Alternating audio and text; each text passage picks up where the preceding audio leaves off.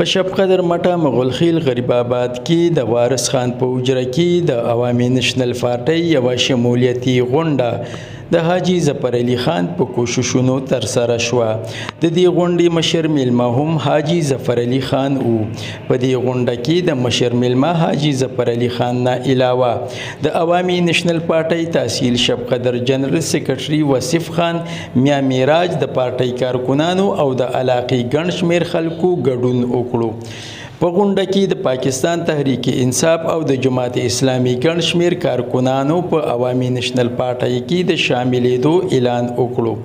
شامل شوو کارکنانو ته د غونډې مشر میلمه حاجي ظفر علي خان، وصیف خان او میا میراج د پارټۍ خولۍ ورپسر کړې. غونډې ته حاجي ظفر علي خان، وصیف خان او میا میراج ویناګانې وکړې. دوی وویل چې په ګڼ تعداد کې په عوامي نېشنل پارټۍ کې شاملېدل دا ثابتوي چې اوسنی حکومت د ولس د ستونزو په حل کولو کې پاتې راغلی دی. دوی زیاته کړه چې عوامي نېشنل پارټۍ د پښتنو پارټي ده او د پښتنو د حقوق لپاره هلې ځلې کوي. کیمره ټیم سره سراج علمزی،